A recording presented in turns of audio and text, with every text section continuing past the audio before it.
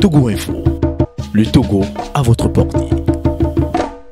En direct des studios de la plus belle des radios, nous vous souhaitons une très belle entame de journée. Soyez les bienvenus, mesdames et messieurs, dans le débat de Nana FM en ce matin du mardi 17 mars 2020. Dans un contexte mondialement marqué par la grippe au coronavirus Covid-19, Agbeome Kojo est politiquement grippé. L'immunité parlementaire qui le préservait de toute poursuite judiciaire a été levée lundi. 80 députés sur les 90 présents ont approuvé l'idée. Alors l'interrogation qui est la nôtre ce matin est la suivante. Quelle analyse faire de la levée de l'immunité parlementaire d'Agbeome Kojo? Quelle incidence sur la suite des événements? Et pour en parler avec moi dans ce studio, Djiri Tama, il est le président du groupe parlementaire Net PDP. Bonjour Monsieur Tama. Bonjour. Ce débat se fera également avec vous, auditeurs, qui pouvez réagir dès maintenant via la page Facebook de Nana FM et dans une vingtaine de minutes par téléphone sur le 91 09 71 71 ou le 96 61 58 58. Avec Antoine Tété Omeni à la mise en onde, je m'appelle Antoine Afanou. Quelle analyse faire de la levée de l'immunité parlementaire d'Agbeome Kojo? Quelle incidence sur la suite des événements? C'est le thème du jour. Bienvenue sur la plus belle dame de Lomé. Mais avant, il est à la une de tous les journaux de la planète, le Covid-19. Djiri Tama, pour vous qui avez fait l'armée, il paraît que ça ressemble à un code missile. Covid-19, le Togo a annoncé un certain nombre de mesures. Comment vivez-vous tout ce qui se passe autour de ce virus qui chamboule la vie de la planète? Non, mais je pense que comme toute personne, comme tout parent, comme toute personne humaine, je pense qu'aujourd'hui on doit quand même être inquiet. Quand on se rend compte de la propagation très rapide de ce virus-là, qui a quitté la Chine et qui aujourd'hui est plus mortel ou bien plus... je vais même pas dire mortel. Virulent. Non, c'est même pas ça. C'est que a plus d'effets négatifs que toutes les bombes du monde. C'est-à-dire que les bombes nucléaires même n'ont pas créé un sentiment de panique aussi fort. Et on se rend compte aujourd'hui que nous sommes quasiment faibles. C'est-à-dire que les riches comme les pauvres, les puissants comme les moins puissants, que tout le monde aujourd'hui est complètement fragile par rapport à ce virus. Les bourses dégringolent, les grands événements dont on n'aurait jamais imaginé. Voilà, on est en train d'assister à une sorte d'apocalypse. C'est-à-dire que c'est souvent dans les films. C'est pour ça que parfois il faut dire que les films de science-fiction, tout ça là, ils anticipent quelque chose qui finit par devenir réel. Parce que là, c'est souvent dans les films qu'on voit ça, un virus qui se propage et la vie s'arrête. On voit aujourd'hui des grandes rues, de grandes capitales qui sont complètement vides. Parce que, ben voilà, ce virus-là est là. Donc, oui, un sentiment de crainte, pas de panique. Pour le moment en tout cas, mais un sentiment de crainte quand on se rend compte que, voilà, quand vous comparez les pays développés où souvent sur les questions de santé, d'équipement, tout ça, ils sont largement au-dessus de nous et qui sont parfois désemparés aujourd'hui.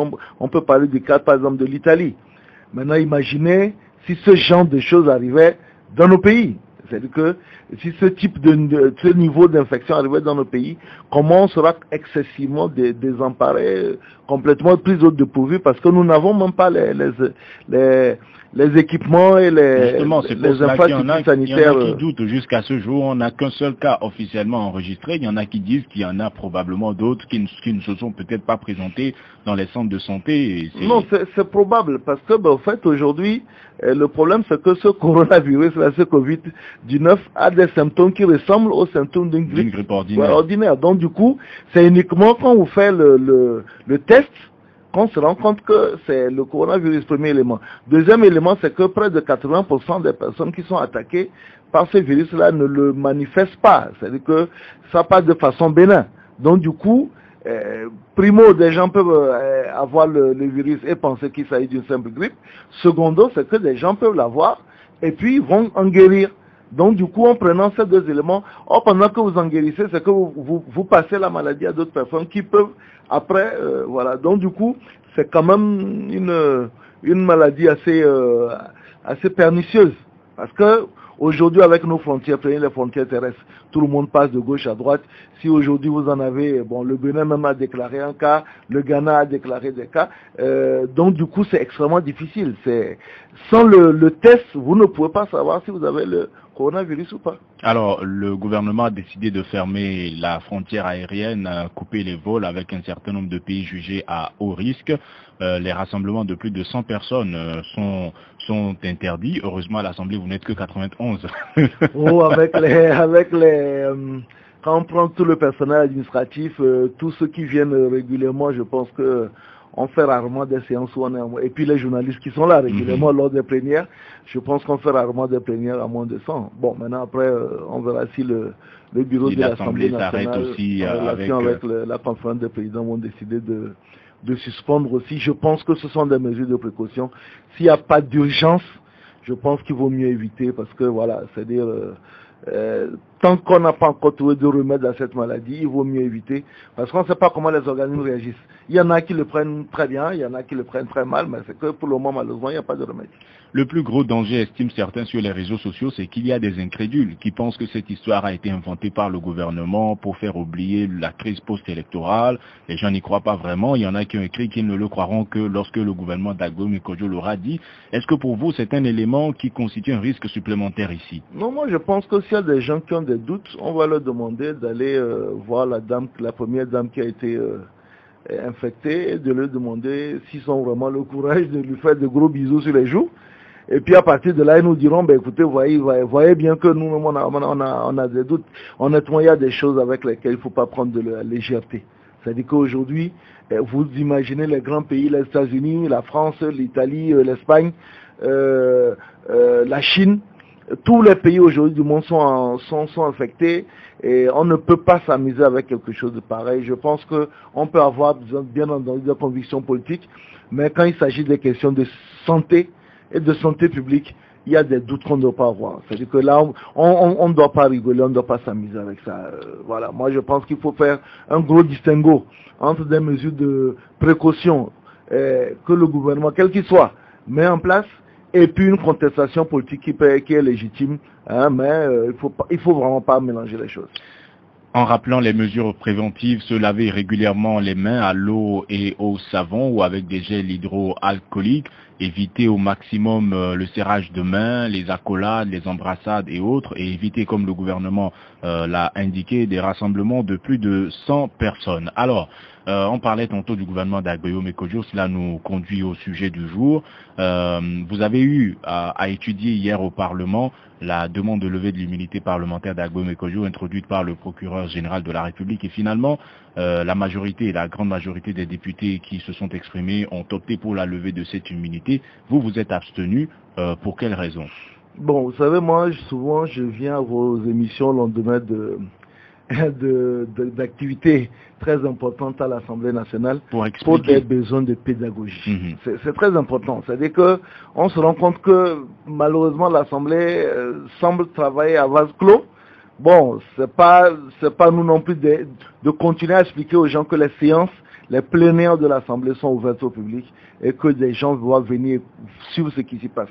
Donc je viens souvent le lendemain, vous avez votre station a le privilège de ces émissions-là pour expliquer. Maintenant, il y a nous nous dépêchons surtout pour inviter. Donc, il y a deux choses à expliquer. D'abord, il y a eu deux procédures de levée d'immunité. Il y a la levée d'immunité que le procureur de la République a introduite et il y a l'autorisation de poursuite que le procureur général près la Cour suprême a introduit. Parce qu'en fait, le député Agboyome le député, il faut continuer à préciser. Absolument, il y en a qui ont vite fait de crier qu'il n'est plus député alors qu'il n'en est rien du tout. Voilà. Donc, le député Agboyome avait deux protections en termes d'immunité. L'immunité parlementaire que lui confère les articles 70 et 118 et 119, et surtout l'article 53 de la Constitution, les articles 118 et 119 du règlement intérieur de l'Assemblée nationale, et puis l'immunité d'ancien président de la République que lui conférait l'article 10 de la loi organique portant statut des anciens présidents de l'Assemblée nationale. Donc, ces deux immunités-là devaient être levées avant qu'on entame des poursuites judiciaires à l'encontre de l'honorable député. Donc, hier, ce qui s'est passé, donc on a eu une première levée d'immunité conformément à l'article 79 de notre règlement intérieur qui se fait donc au bulletin secret, donc c'est ce dont vous parlez, et une deuxième autorisation donc de poursuite qui, elle, se fait à main levée. Donc sur le vote au bulletin secret, donc vous l'avez bien dit, sur 90 personnes, il y a eu 80 pour, 8 abstentions et 2 contre. Bon. Maintenant, les 8 abstentions, les 2 contre et les 80 pour se sont passés au bulletin secret. Donc, qui a voté pour, qui a voté contre, ainsi de suite. Pour les deux, on imagine que ce sont les députés du camp MPDD, puisqu'il en a 3. Non, il en a 2. Autant pour moi. Il en a 2, le MPDD en a 2, c'est nous qui en avons 3. Le troisième avait été relevé par la Cour constitutionnelle à l'UFC. Voilà. Donc, voilà, pour les 8, 2 et je dirais donc les 90 et 80, pardon. Le vote a été secret. Pour le second, l'autorisation de poursuite, la donne a changé. La donne a changé. Là, vous pouvez dire, ouais, vous avez voté abstention parce que là, on avait les mains levées. On peut pas dire mais. Et finalement, il n'y a eu qu'un seul contre. Ça veut dire que le deuxième contre n'a pas eu le courage de lever la main. De lever la main. Bon, maintenant, après, pourquoi nous avons voté abstention? Nous pensons que, vous savez, pour être honnête, c'est une procédure, c'est une situation tragique. Nous aurions vraiment, et nous avons fait tout ce qui était dans notre mesure, bien entendu dans des processus de couloir et de diplomatie, pour éviter qu'on en arrive là, parce que nous considérons que un député je ne vais pas dire qu'on livre, mais lever l'immunité diplomatique parlementaire d'un député, c'est quand même quelque chose qui nous heurte, parce qu'on a quand même une solidarité entre nos députés. Bon, moi j'ai un rôle plus important, c'est que j'ai fait partie de la commission spéciale. Et ce que nous avons déploré, c'est que nous n'avons pas eu la collaboration qu'il fallait pour, à notre niveau, au niveau de l'Assemblée, avoir une plus grande manifestation de la vérité. C'est-à-dire que Mekodjo ne s'est pas présenté. Nous aurions souhaité que l'intéressé lui-même, ou alors la personne qui le représente maîtrise réellement les éléments, ce qui n'a pas été le cas. Donc, nous avons pensé que autant il peut être compréhensif que dans une situation comme celle-là, la personne mise en cause puisse avoir aussi les coups de franche pour se défendre. Vous savez, dans certaines situations, c'est même lors d'un procès que la manifestation de la vérité se fait et que même, il y a des procès qui sont même plutôt à risque. Parce que, à force de déballer des choses, ça peut inverser même certaines tendances. Donc, nous pensons que autant il était important de permettre à la personne d'exercer son droit à la défense, autant n'ayant pas suffisamment d'éléments, nous ne pouvons pas prendre la partie. Parce que moi j'étais dans la commission spéciale et malheureusement l'ensemble des éléments, quand on prenait tout le chef d'accusation du procureur, nous n'avons pas pu rentrer dans le sujet avec l'intéressé parce qu'il n'était pas là. Quelles sont les accusations que le procureur porte contre Agbao Mekodjo? Non, le document a été rendu ouvert. Hein, juste à titre de rappel. Je n'ai pas la formulation exacte. Il est question d'atteinte à la sûreté de l'État, d'utilisation des emblèmes de la République, d'interpellation des forces de défense. On a parlé même du site internet donc en fait c'est une sorte d'usurpation d'identité régalienne et républicaine, parce qu'il y a un site internet et ainsi de suite, sans compter bien entendu la nomination d'un premier ministre, d'un second ministre. Donc tout ça, mais ce qu'il faut aussi préciser, c'est que le procureur a pris le temps de cibler les articles du code pénal, les infractions caractérisées par les attitudes qui lui sont reprochées. Donc c'est pas juste des choses en l'air comme ça, parce que le premier élément c'est que est-ce qu'il y a eu des actes qui sont constitutifs d'infractions dans le code pénal national. C'est ce sur quoi votre commission devait plancher. Non. La question. Commission n'a pas à dire si c'est une infraction ou non, mais la commission devrait écouter l'intéressé pour savoir si le contexte nécessite réellement une levée de choses. Parce que nous, on va passer dans le fond.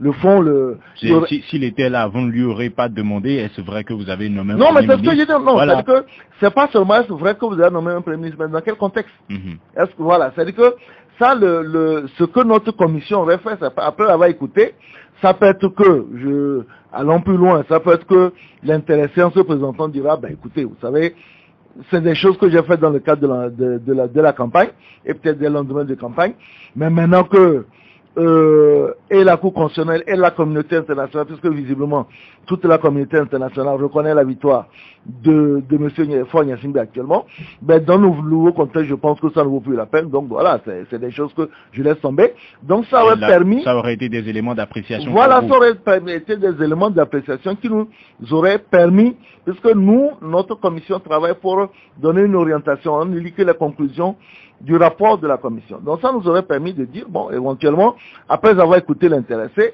après avoir regardé l'ensemble des chefs d'accusation, on se rend compte que, bon, ça ne vaut pas encore la peine parce qu'il y a possibilité même de trouver un arrangement. Vous savez, dans ce, on dit souvent, un mauvais arrangement va toujours mieux que un mauvais procès. Et un bon procès, voilà. Donc, du coup, ça aurait pu, mais malheureusement, on n'a pas eu le temps, la capacité de le faire. Alors, à l'Assemblée nationale, il est dit qu'il est question de donner à Guillaume Kodjo l'opportunité de se défendre devant la justice. Mais vous savez, si Guillaume Kodjo a nommé un Premier ministre, s'il a nommé un ministre devant la justice, c'est pratiquement mort. Non, pourquoi pas. Vous savez, après, maintenant, les avocats sont redoutables. Parce que je dis, au fait, le procureur a listé un certain nombre d'infractions qui sont punissables par notre code pénal. Maintenant, il reviendra au Conseil de montrer que soit ces infractions ne sont pas caractérisées, ou bien alors qu'il peut avoir même un vide de procédure. C'est tout le temps. Il ne faut pas que les gens aient l'impression que demain matin, on a levé l'immunité. Demain matin, il sera jugé. Non, il y a énormément de trucs. C'est-à-dire qu'il y a une instruction qui va se poursuivre, même s'il a cessé de faire caractériser, donc l'instruction va être plutôt rapide. Et puis après, le procureur peut décider aussi de le mettre sous contrôle judiciaire, tout simplement. C'est-à-dire qu'il est là et puis il ira au procès. Comme le procureur peut aussi décider de le faire déposer ça, c'est un certain nombre de choses. C'est la suite. C'est tout, voilà, vous savez, voilà, c'est les suites éventuelles. Et puis maintenant, ben, il y a aussi la possibilité que le contexte qui incrimine certains de ces actes puisse changer. Nous, vous savez, nous, notre position depuis le départ, nous disons aujourd'hui, ce que nous souhaiterions, c'est que le candidat qui conteste, en réalité, les résultats puisse, maintenant que la phase cour constitutionnelle est passée, mais ne serait-ce même que pour l'opinion ou bien pour nous les partis politiques, on peut même peut-être nous appeler pour nous présenter un certain nombre et aujourd'hui pour des élections comme celle-là, c'est les PV, un certain nombre d'éléments qui disent, écoutez, par exemple, vous savez, nous on a été les tout premiers à dire, les PV qui sont à notre disposition sont conformes à ceux de la CENI. Et si aujourd'hui on nous appelle pour nous présenter un certain nombre de PV contradictoires, nous disons, regardez les PV que nous avons, ils sont issus des bureaux de vote, il y a la signature de tous les membres du bureau de vote, mais ces PV-là, quand on les compile, c'est différent de ce que la CENI a fait. Écoutez, moi demain si on appelle à marcher, j'irai marcher, il n'y a pas de problème. Nous sommes pour la manifestation. À condition de ne pas être plus de 100, parce que le Covid. Bon, maintenant, après on va faire une manifestation par Internet. Mais, ce que je veux dire, c'est que moi, je serais le premier à aller manifester, il n'y a pas de souci. Mais maintenant, après, il ne faut pas partir dans un truc où nous ne savons pas où est-ce que nous avons. J'ai regardé le recours fait à la Cour constitutionnelle. Pour ma part, je pense qu'on doit faire mieux. On doit pouvoir présenter autre chose. Si on présente autre chose qui nous convainc, moi, honnêtement, je n'ai pas de parti pris, c'est ces élections-là. Si on nous présente autre chose qui nous convainc, oui, nous serons tous les premiers à dire, ben, allons à la manifestation, la vérité. Mais si on ne les a pas, je pense qu'aujourd'hui, le mieux, c'est de passer à autre chose. Ça, c'est notre point de vue. Maintenant, voilà, c'est-à-dire que nous avons maintenant d'autres nuages qui se forment sur notre tête on n'a pas de ce virus-là. Donc, ne tentons pas le diable si on n'a pas des choses plus concrètes en ce qui concerne le recours électoral, qui est la plupart du temps soit des PV ou bien des rapports d'incidents qui permettent à dire tout simplement que si on annulait les élections dans les endroits incriminés, dans les bureaux de vote incriminés, où hypothèse numéro 1, il y a des incidents, ou hypothèse numéro 2, les PV sont contradictoires, le résultat sera complètement inversé. En ce moment-là, je pense que tout le monde va monter au créneau. Une courte pause et nous donnons la parole aux auditeurs. Vous l'avez rencontrée, vous l'avez abordée, elle vous a conquis. Vous l'avez épousée pour ses valeurs, Avec vous, elle a fait du film. Fidèle, prompte, dévouée, elle coule dans votre vie par sa grâce, sa fraîcheur et sa douceur. Entraînez-vous, c'est plus qu'une tradition, c'est une histoire d'amour. FIFA de 7+, toutes nos valeurs, dans un nouvel emballage, pour désaltérer sans altérer votre santé. Et nous y sommes. À ceux qui nous rejoignent, nous vous rappelons que vous écoutez Nana FM. Nous sommes dans le débat aujourd'hui avec Djeri Tama, président du groupe parlementaire Net PDP, en train de nous interroger. Quelle analyse faire de la levée de l'immunité parlementaire de Agbeyo Mekodjo? Quelle incidence sur la suite des événements? Et vos auditeurs avaient maintenant la possibilité de participer à cette émission en composant le 91 09 71 71 ou le 96 61 58 58. Auditeurs en ligne. Allô? Oui, allô? Bonjour, monsieur Pelé. Bonjour. Allez-y, nous vous écoutons de la Samé. Monsieur Guéritama, bonjour. Bonjour, monsieur Pelé. Bon, moi, d'abord, pour notre maladie, là, et je pense que... C'est votre maladie, monsieur Pelé. C'est pas la mienne, en tout cas. Avec tout le monde. Allez-y, je rigole. Et oui, là où ça rentre l'intelligence de la science, c'est là où commence la volonté de Dieu. Certains disent qu'après Dieu, c'est la science. On va voir... Je ne sais pas si c'est la science qui va toujours faire ses preuves ou bien c'est la volonté de Dieu qui va dérailler. Disons qu'on verra bien. Alors, sur le sujet du jour. Aussi, le sujet du jour politiquement, je pense que j'ai toujours dit à M. Djeri Tama qu'à un moment donné, ces jours sont flous devant le peuple togolais. Ça, je voulais être clair. C'est le cas en ce moment? Oui, c'est le cas aussi. Qu'est-ce que vous auriez attendu de lui dans ce dossier d'Agbeyo Mekodjo? D'abord, je sais que quand on est opposant à l'Assemblée, c'est-à-dire devant l'Assemblée, on dit qu'on déclare que je suis opposant et je me pose au pouvoir en place. Ça, c'est un. Bon, tout à l'heure, je viens de dire que son parti s'est abstenu, je pense. Il va s'abstenir aussi dans la commission. Il aurait dû refuser de participer à la commission. Clairement. Mais pourquoi? Puisque la commission, il n'est pas dit dès le départ qu'elle va pour lever l'immunité d'Agbeyo Mekodjo. Monsieur Djeri Tama connaît bien ce régime. Le RPT n'a pas d'amis et il n'a pas d'ennemis. Moi, je le dis souvent. Le RPT ou bien dire ce que vous voulez dire.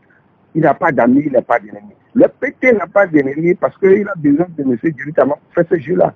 Bien, on verra. Il est opposant dans la commission, tout ça là. On verra. Monsieur Tama vous répond dans quelques instants. Merci, monsieur Pelé, d'avoir participé au débat. Passez une bonne journée. Je signale à nos internautes, malheureusement, compte tenu d'un souci technique, nous ne pourrons pas parcourir vos réactions sur la page Facebook de la radio. Nous vous présentons toutes nos excuses. Un autre auditeur en ligne. Allô?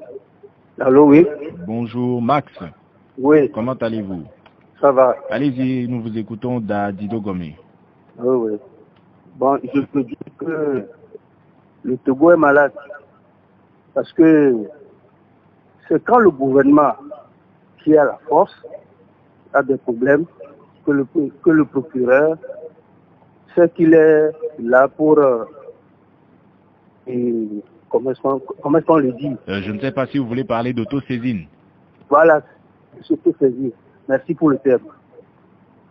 Mais quand la population qui est la source de ce gouvernement a des problèmes, on ne trouve pas le procureur. Le Togo est malade. Excusez-moi, moi je suis très malheureux que des gens veuillent que ce pays soit cassé. Donc pour vous, merci, on aura noté que vous attendez le procureur s'auto-saisisse également sur des sujets qui concernent les populations directement. Nous allons prendre encore un auditeur en ligne et laisser réagir l'invité, le 91 09 71 71. Allô? Allô? Bonjour, vous vous appelez comment? Monsieur Kofi, rapprochez le téléphone de votre bouche et déplacez-vous un peu, on va voir si cela s'améliore. Vous nous appelez d'où? Ok. Merci de donner la parole. Je vais poser une question. Rapprochez le téléphone de votre bouche, s'il vous plaît, Kofi. Ok, je vais poser une question à M. Tama. Allez-y.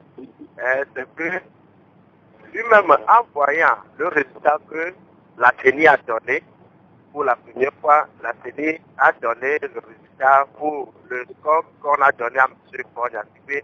Le téléphone s'éloigne encore de votre bouche, M. Kofi. Oui. Allez-y. Ok. La CENI a donné le résultat et M. Fognassingbe a obtenu 72,36% et celui donné par la Cour constitutionnelle est 60,78%. Et donc voilà la différence est de 1,58 et 1,58 là, ça peut donner la voix de près de quelque chose de 1000 en allant. Où se trouve comment la Cour constitutionnelle a fait à ce que cette voix-là, un nombre de voix-là a encore diminué comme ça sur la voie de Bien. Merci. On a noté votre question, Monsieur Kofi. On verra si Jerry Tama a les éléments nécessaires pour vous répondre. Je fais observer au passage que même s'il y a un certain lien, ce point précis est plus ou moins éloigné du sujet du jour, mais on en parlera quand même. Le 91 09 71 71 ou le 96 61 58 58. Nous marquons une courte pause avec vos auditeurs et laissons réagir Jerry Tama. Alors, on a eu Pelé de Doula Samé qui dit que vous auriez dû refuser, entre guillemets, de participer à la commission. Est-ce que vous aviez cette possibilité? Non, moi je constate que, parce que M. Pelé, j'ai l'impression qu'il me suit partout, je constate que c'est quelqu'un qui aime beaucoup la politique. Tout ce que moi je peux lui demander, c'est de faire comme nous on l'a fait en 2012, de mettre le pied à l'étrier. Vous savez, aligner les si, on arriverait à la fin du monde. Aujourd'hui, nous sommes un parti politique, nous faisons les choses par rapport aux idéaux de notre parti politique. Vous savez, je l'ai toujours dit ici, moi je ne réclame pas le titre d'opposant. Opposant, ça ne veut rien dire. Dans les grands pays, personne n'appelle personne opposant. Vous êtes d'un parti d'opposition ou vous êtes de la majorité au pouvoir en fonction de votre alignement, soit à l'Assemblée nationale ou bien idéologique. Mais opposant, honnêtement, moi je n'ai jamais réclamé. Donc du coup, voilà, c'est-à-dire je ne le réclame pas, c'est pas quelque chose que je demande. Je ne suis pas demandeur de ça, mais nous faisons des choses. On aurait dû, quand vous mettez, on aurait dû, il y a énormément de possibilités. Nous avons fait les choses telles que nous pensons qu'il fallait les faire. Je l'ai dit ici, nous avons malheureusement déploré de ne pas avoir eu la possibilité d'écouter l'intéressé sur l'ensemble de la demande du procureur. Maintenant, après, vous savez, on a une élection législative en 2023-2024. J'espère que nous aurons le bonheur et le plaisir d'avoir M. Pelé à l'Assemblée nationale. Il fera certainement mieux que nous. Max Dadido Gomé s'étonne du fait que quand les citoyens ont des soucis, il y a eu plusieurs affaires qui ont été évoquées. Les gens se sont attendus à ce que le procureur s'auto-saisisse, mais jamais rien. Mais quand les pouvoirs publics ont un souci, ils se présentent. Qu'en pensez-vous? Écoutez, c'est quelque chose que nous partageons. Nous aurions souhaité que sur certains sujets, même surtout ceux liés à la corruption, vous avez l'affaire, par exemple, de la route Lomé-Enfoin, vous avez l'affaire même de la Cannes et tout ça. Nous aurions souhaité que chaque fois qu'il y a des sujets aussi importants, que les procureurs s'en saisissent. Mais après, maintenant, n'oublions pas aussi que nous sommes dans un système judiciaire où les personnes peuvent se porter partie civile et porter plainte aussi. C'est-à-dire que si le procureur ne le fait pas, sur certains sujets, les citoyens peuvent porter plainte. Bon, maintenant, le problème qu'on se rencontre au Togo, c'est vrai qu'on se plaint de peut-être l'inefficacité relative de la justice, mais on se rend aussi compte que les organes de contrôle qui existent, vous savez qu'il y a au niveau de la justice, il y a une agence qui permet aux citoyens qui ont des problèmes, par exemple avec les juges, d'aller porter plainte là-bas. Nous, on continue à inciter les gens à dire, quand vous avez des problèmes avec des juges que vous considérez à tort ou à raison de ne pas être aussi honnête qu'on le souhaiterait, allez porter plainte. Mais souvent, vous avez très peu de personnes qui vont porter plainte. Donc oui, il y a peut-être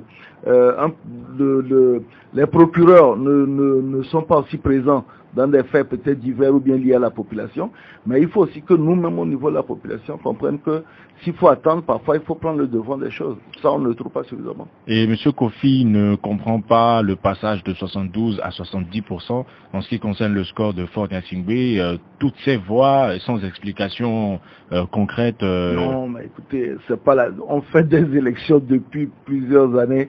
Il y a eu toujours des redressements des résultats de la CENI. pour deux raisons. La première, c'est que parfois la CENI donne des résultats dans la précipitation. Et donc, au niveau des chiffres, il y a des erreurs. Ça c'est arrivé toutes les années, en tout cas toutes les élections présidentielles. Il a toujours eu. Et puis, n'oublions pas qu'il y a des recours. Et que donc, les recours peuvent donner lieu aussi. Qui sont généralement presque toutes rejetées. Mais non, ce que je veux dire, c'est que les recours peuvent donner lieu à des analyses et à des vérifications dans certains endroits. C'est-à-dire que le recours, parce que si l'objectif du recours c'est d'annuler les élections, ben on dit, et je le répète encore, est-ce qu'en annulant les résultats dans les bureaux de vote incriminés, est-ce que la victoire change demain? Si c'est le cas, oui. Mais si ce n'est pas le cas, ça ne sert à rien. C'est-à-dire qu'on va annuler, mais on n'aura pas de truc. Donc voilà, c'est ça. Mais sinon, il y a toujours, à toutes les élections, surtout générales, législatives et présidentielles, des redressements faits par la Cour constitutionnelle. Je ne maîtrise pas le mécanisme, malheureusement, mais il y a toujours des redressements. Et la Cour constitutionnelle elle-même s'est reprise, puisqu'il y a eu une rectification d'erreurs matérielles. On y reviendra éventuellement à une autre occasion, parce que ce matin, on n'en a pas vraiment le temps. Nous prenons un autre auditeur en ligne. Allô? Allô, bon. Bonjour, Monsieur Maglo, comment allez-vous? Ça va très bien. Allez-y, nous vous écoutons. Quelle analyse faites-vous de la levée de l'immunité parlementaire d'Agbéoméo Kodjo? Quelle analyse faisons-nous de la levée d'immunité de M. Agbéoméo? Et pour moi, c'est un non-événement. Vraiment. Alors? Oui, nous vous écoutons. Oui, pour moi, c'est un non-événement. Le soir de M. Agbéoméo a été scellé depuis qu'il s'est autoprogrammé. Et tout ce qui est fait là, c'est la gymnastique inutile pour tromper, comme on le dit. Vous pensez qu'Agbéoméo Kodjo a violé la loi en s'autoproclamant président? Oui, on sait comment on viole la loi au Togo. Nous savons comment. Contrairement à ce que M. Jerry Tama a dit tout à l'heure, que si c'était présenté pour s'excuser, je ne sais pas, on aurait revu sa peine à la baisse, ou bien on aurait quand même... Pas revu sa peine. Mais il nous prend pour des enfants. Nous connaissons comment le régime fonctionne. Donc pour vous, M. Maglo... aussi le sait très bien. Oui, M. Maglo.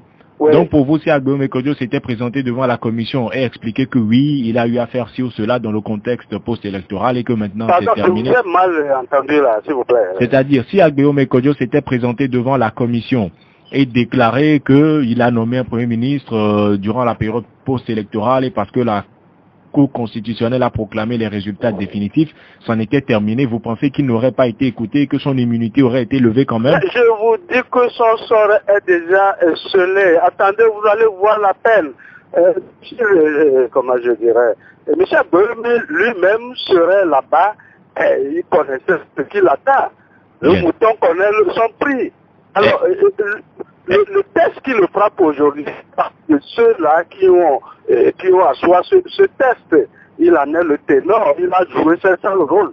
Bien, merci. C'est les aptitudes de la maison, ça rien n'étonne M. Agbéoméo là-bas. Bien, merci M. Maglo d'avoir participé à ce débat et partagé avec nous votre opinion.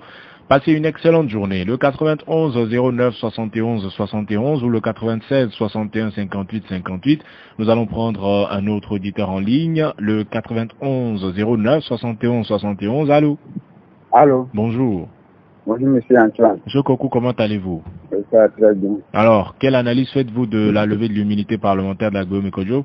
D'abord, je salue monsieur Jerry Tama. Bonjour, monsieur Kokou. Bon, monsieur Antoine, moi, je vais aborder dans le même sens que monsieur Maglo tout ce qui se passe aujourd'hui. Je trouve que monsieur Agbéoméo est pris entre un marteau et une enclume. Et l'enclume, c'est le pouvoir, et le marteau, c'est les membres de la dynamique Kodjo.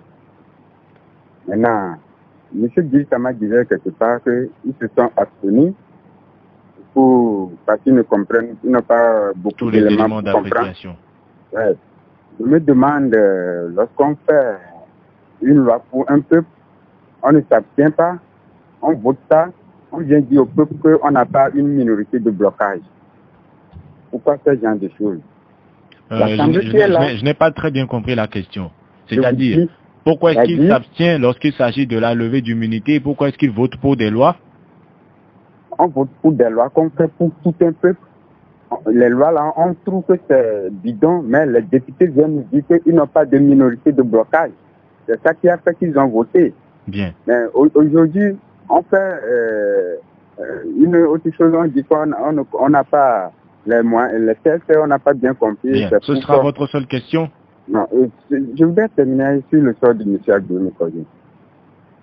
Cette assemblée que nous avons aujourd'hui, on nous a dit que c'est une assemblée qui est là, qui travaille dans une parfaite harmonie.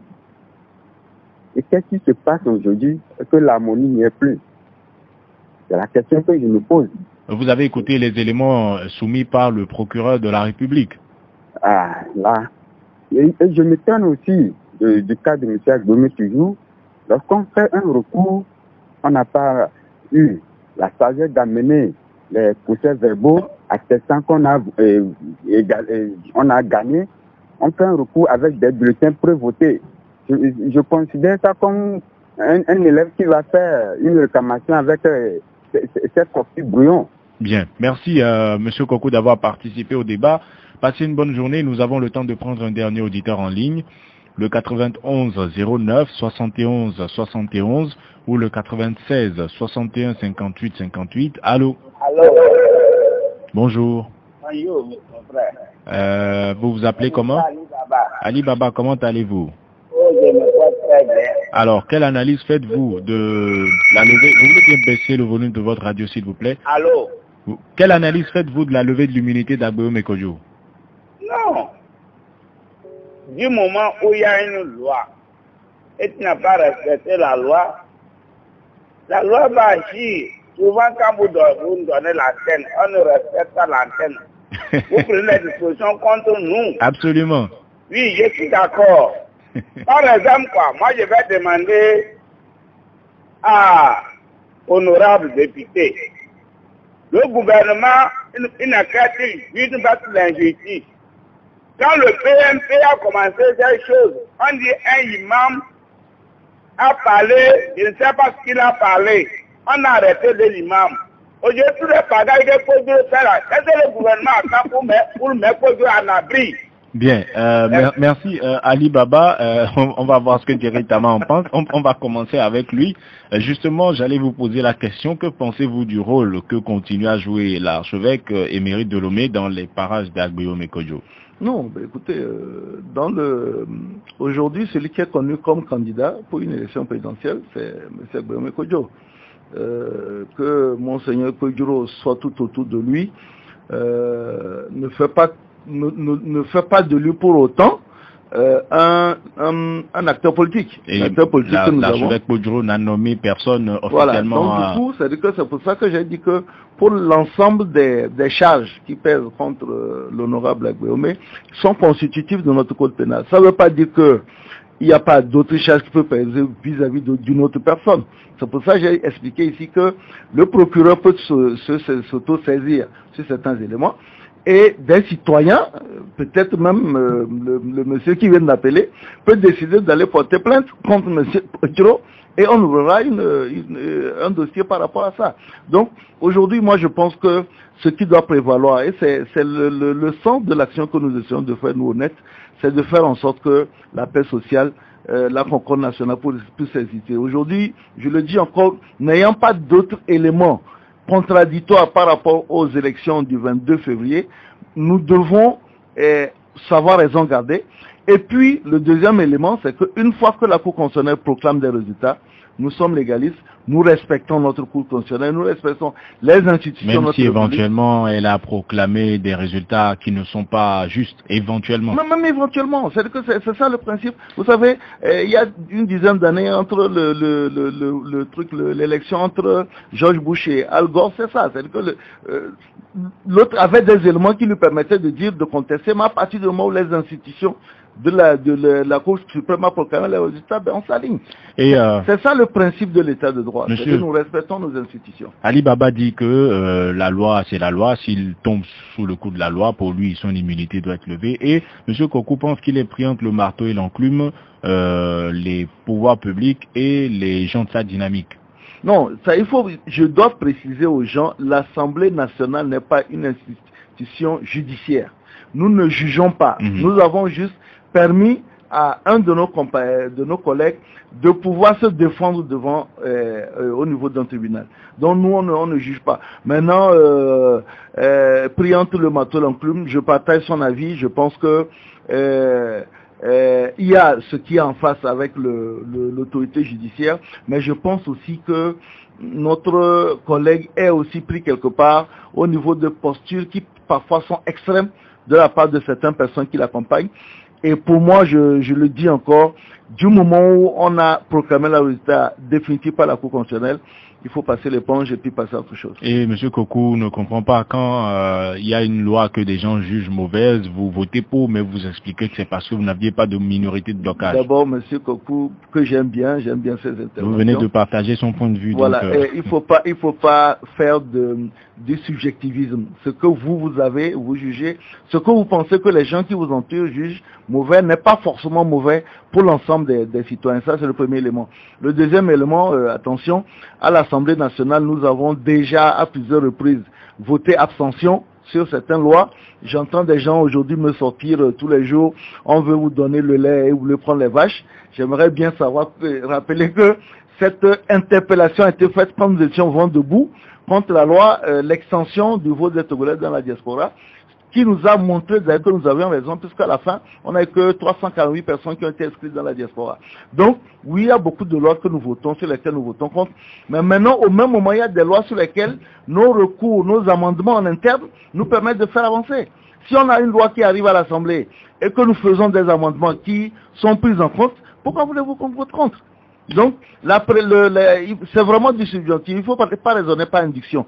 C'est pas parce que vous avez une opinion que vous pensez que cette opinion-là, forcément, est représentative de la majorité, puisque, encore une fois, au Togo n'a pas de sondage et c'est extrêmement difficile de savoir qu'est-ce que la majorité pense réellement. Mais ceux qui ont, les sondages qu'il y a eu sont aussi mis en doute. Et Monsieur Maglo, pour finir, en même temps, votre mot de la fin, il dit que le sort d'Agbo Mekojo était scellé depuis qu'il s'est autoproclamé président élu.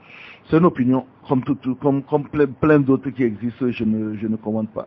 Votre mot de la fin. Non, je pense que d'abord, moi, ce qui est le plus important, c'est que prenons vraiment au sérieux cette menace de coronavirus. On a listé un certain nombre de mesures. Ne doutons pas, ne prenons pas cette histoire à la légère, parce que pour le moment, c'est une maladie qui n'a pas de remède.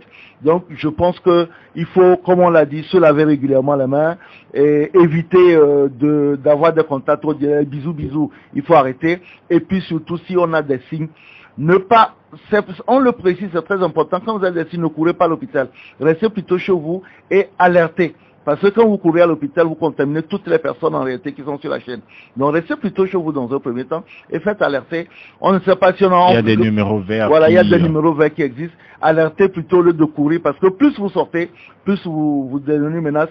Et puis dernière chose, s'il vous plaît, si vous n'avez pas de déplacement à faire, si vous n'avez pas une obligation d'aller au boulot, restez à la maison, parce que je pense que le confinement est pour le moment l'une des meilleures mesures pour faire face à cette pandémie qui est en train d'effrayer tout le monde. Merci Djerry Taba d'avoir accepté notre invitation. Je rappelle que vous êtes le président du groupe parlementaire NET-PDP. Ce débat s'achève. Merci à vous auditeurs de l'avoir suivi. Antoine Tété-Omeni était à la mise en onde. Je m'appelle Antoine Afanou. Nous vous donnons rendez-vous demain matin dès 7h15 pour un nouveau débat. Très bonne journée à vous en compagnie de Nana FM, plus qu'une radio.